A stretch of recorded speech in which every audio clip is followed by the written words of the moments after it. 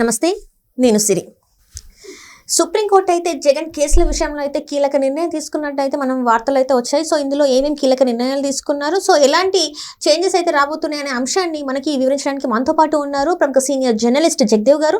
నమస్కారం సార్. నమస్తే సార్, ఇప్పుడు చూస్తుంటే జగన్ గారి కేసులు మనకు తెలుసు ఎన్ని కేసులు ఉన్నాయి ఏంటి అనేది. అయితే ఇప్పటి వరకు కూడా తను బెయిల్ మీదనే ఉన్నారు. ఆ కేసులు ఇంకా విచారణకి కొన్నిసార్లు విచారణ అంటున్నారు, లేదంటున్నారు. తను విచారణకి అయితే హాజరు కూడా కాలేదు చాలాసార్లు.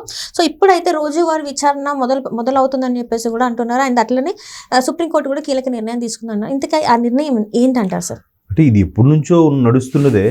ఆల్మోస్ట్ ఆయన 13 ఏళ్ళ నుంచి బెయిల్ మీద ఉన్నారు. ఇవన్నీ మనం చూస్తున్నాం. కాకపోతే రీసెంట్గా మన డిప్యూటీ స్పీకర్ అదే ఆంధ్రప్రదేశ్ డిప్యూటీ స్పీకర్ రఘురామకృష్ణరాజు గారు మళ్ళీ ఒక పిటిషన్ వేశారు.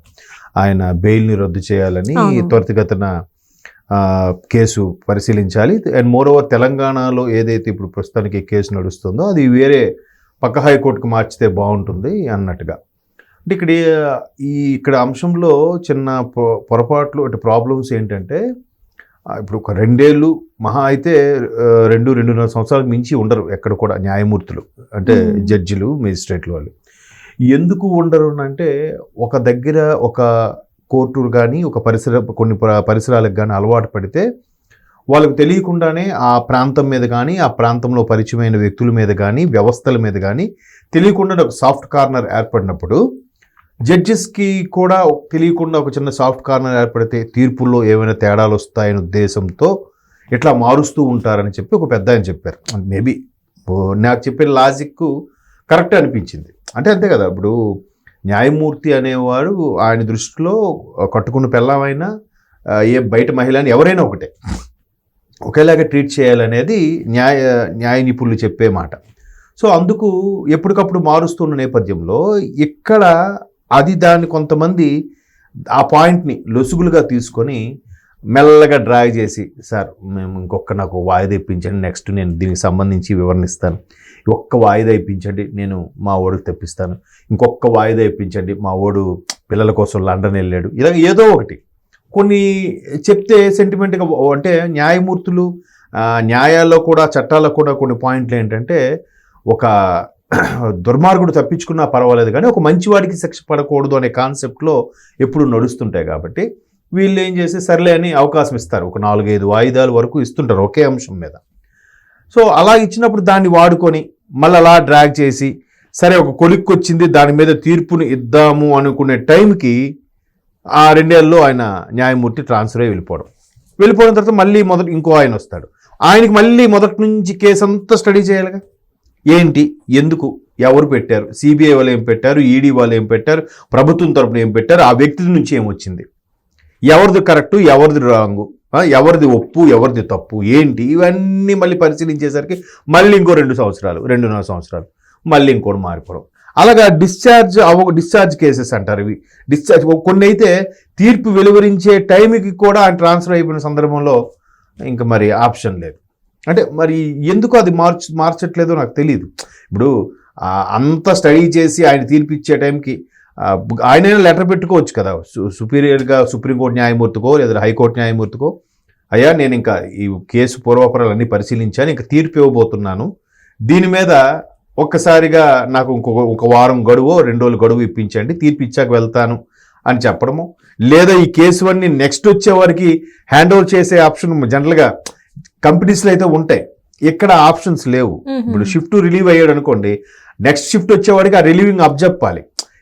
నేను ఇక్కడ వరకు వర్క్ చేశాను, ప్రొడక్షన్ చేశాను, ఇక్కడ వరకు ఈ అనాలిసిస్ చేశాను, లేదా ఇక్కడ వరకు ఈ పని చేశాను, అదే మీడియా భాషలో చెప్పండి, ఎడిటింగ్ ఎంతవరకు అయ్యింది, మిగతా ఎడిటింగ్ నువ్వు చేయాలి, నెక్స్ట్ షిఫ్ట్ అవడం ఏదో షిఫ్ట్ హ్యాండ్ ఓవర్ ఉంటుంది కదా. సో అలా లేకుండా ట్రాన్స్ఫర్ అయిపోయినప్పుడు కూడా మిగతా అధికారులకు కూడా ఇక్కడ నీ పెండింగ్ కేసులు ఉన్నాయి, ఈ కేసులు నువ్వు చూసుకోవాలంటే చెప్తారు ఆఫీసర్స్కి. మరి ఇక్కడ ఆప్షన్ ఉందో లేదో మనకు తెలియదు. పూర్తి స్థాయిలో న్యాయ వ్యవస్థ మీద అంత పట్టు లేదు మనకి. సో అలాంటి ఆ వార్తలు అటు కొంతమంది నిపుణులు చెప్పిన సలహాల మేరకు మాట్లాడిందే తప్ప, సో ఇక్కడ అలా మారే టైంకి న్యాయమూర్తి గారు మారిపోవడం, మళ్ళీ రెడ్డి వచ్చాడు మొదలెట్టనట్టు, జనరల్గా ఈయన కూడా రెడ్డి గారే కాబట్టి సామెత తగ్గట్టుగా సెట్ అయింది ఇక్కడ. అయితే మొన్న రీసెంట్గా RRR గారు కేసిన దానికి సుప్రీంకోర్టు తోసిపుచ్చింది, బాబు మీరు చెప్పిన దానికి బెయిల్ రద్దు చేయడాలు అవి ఉండవు, ఆల్రెడీ కేసు హైకోర్టులో నడుస్తుంది కాబట్టి ఇప్పుడు మళ్ళీ దానికి నేను వేరేగా చేయలేము. అండ్ మోర్ ఓవర్ ప్రజాప్రతినిధుల కేసుకు సంబంధించి ఏ రోజుకు ఆ రోజు ప్రజాప్రతినిధులకు సంబంధించింది ఏ వచ్చినా కూడా ఏ రోజుకు ఆ రోజు త్వరితగతిన రిప్లై ఇచ్చేసేలాగా లేదంటే తీర్పు ఇచ్చేసేలాగా మేము ఆల్రెడీ గతంలో పాస్ చేశాం కాబట్టి దాన్ని అనుసరించండి, కావాలంటే దానికి సంబంధించి మీరు పిటిషన్ పెట్టుకోండి అన్నట్టుగా సుప్రీంకోర్టు చెప్పింది. సో ప్రజాప్రతినిధులకు ఎందుకు ఆ వెసులుబాటు కల్పిస్తున్నారంటే ఇప్పుడు ప్రజల చేత ఎన్నుకోబడిన ప్రతినిధులు వాళ్ళందరూ. సో ప్రజల కోసం, సేవ కోసం, ప్రజలకు కల్పించాల్సిన మౌలిక సదుపాయాల కోసం వాళ్ళందరూ సిద్ధంగా ఉండాలి. కాబట్టి అటువంటి వాళ్ళు తప్పు చేస్తే లోపలికి వెళ్ళాలి లేదా బయటకు వచ్చేయాలి. న్యూట్రల్గా ఇలా సాగడం వల్ల అల్టిమేట్గా వ్యవస్థకి నష్టమే, ప్రజలకు కూడా నష్టం జరుగుతుంది. కాబట్టి ఇమీడియట్గా తీర్పు ఇచ్చేలాగా, ఇమీడియట్గా దాని మీద సొల్యూషన్ చూపించేలాగా ఒక తీర్పు అయితే వెలువరించింది గతంలో సుప్రీంకోర్టు. సో దాన్ని ఇప్పుడు ఈయన కానీ అనువర్తింప చేస్తే ఇప్పుడు ఏదైతే ఈయన 13 ఏళ్ళుగా ఉన్నారో, ఏదైతే బెయిల్ మీద మరలా ఇప్పుడు ఆల్రెడీ ఆ కేసు నడుస్తున్నా ఆయన ముఖ్యమంత్రి కూడా అయిపోయాడు. ఆయన మళ్ళీ ఇప్పుడు ఎమ్మెల్యేగా ఉన్నాడు. ఎప్పుడు జరుగుతుందో ఏంటో తెలియదు. సో ఒకవేళ ప్రజాప్రతినిధులు తీర్పులు డిలే చేయకుండా చేయాలనంటే ఇప్పుడు ఆయన మీద ఉన్న కేసులన్నిటి కూడా ఒక్కొక్కటిగా ఇమీడియట్గా తీర్పులు కూడా వచ్చే అవకాశం ఉంది. అంటే మధ్యలో సిబిఐ వాళ్ళు అడిగారు కదా సార్, అంటే ఒక జడ్జిని కంపల్సరీ ఈ కేసు మీద ఒక జడ్జిని పెడితే బాగుంటుంది, ఎందుకంటే మేము ప్రతిసారి వచ్చిన ట్రాన్స్ఫర్ అవ్వడం, మళ్ళీ వచ్చి మేము ఎక్స్ప్లెయిన్ చేయడం, మళ్ళీ వాళ్ళు ట్రాన్స్ఫర్ అవ్వడం, ఇట్లా కాలయాపన జరుగుతూనే ఉంది. సో మాకు అట్లాంటి వెసులుబాటు ఇవ్వమంటే దానికి ఇంతవరకు రిప్లై రాలే అంటారు. దానికి వాళ్ళు అర్జీ పెట్టుకున్నారు, లెటర్ పెట్టుకున్నారు. బట్ దాన్ని సుప్రీంకోర్టు అంటే అత్యున్నత న్యాయస్థానం ఎప్పుడు కూడా ఫస్ట్ స్టేట్లో ఉంటుంది.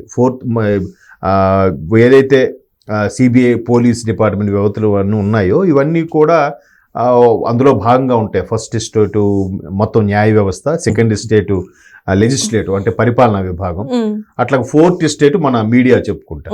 సో ఇట్లా ఉన్నప్పుడు వీళ్ళు జస్ట్ అభ్యర్థన చేయగలరు కానీ మాకు దీని మీద త్వరితగతిన చెప్పండి అని చెప్పడానికి ఏం లేదు కదా. సో అలాంటి సందర్భంలో వాళ్ళు చెప్పడం అయితే చెప్పారు. ఇప్పుడు ఎలక్షన్స్ ముందు ఇలాగే రఘురామకృష్ణరాజు గారు కానీ పురంధరేశ్వరి గారు కేంద్రానికి ఒక లేఖ రాసినప్పుడు కానీ ఇక్కడ నుంచి పక్కకి మద్రాసు హైకోర్టుకో లేదంటే కర్ణాటక హైకోర్టుకో తరలిస్తే బాగుంటుంది అన్నట్టు కూడా మాట్లాడారు. కానీ దాని మీద అయితే ఇంకా ఎటువంటి నిర్ణయం రాలేదు, నేను విన్నాను ఆ వార్త. సో అట్లా అయినా కొంచెం బాగుంటుంది. డెడికేటెడ్గా ఏ particular case issues, major issues ఉన్నాయో ఆ పర్టికులర్ కేసెస్కి ఒకరికి డెడికేట్గా పెట్టి దాని మీద తీర్పు డిశ్చార్జ్ అయ్యే వరకు కూడా ఆయన్నే ఉంచేలా చూస్తే బాగుంటుంది. కానీ ఒకవేళ వాళ్ళు కూడా లొంగిపోతే, వాళ్ళు కూడా వీళ్ళు ఏదైనా చేస్తే, ఈ మధ్యకాలంలో ఆ వార్తలు కూడా వినిపిస్తున్నాయి కదా, జడ్జిలు కూడా అమ్ముడుపోతున్నారు అంటున్నారు కొంతమంది.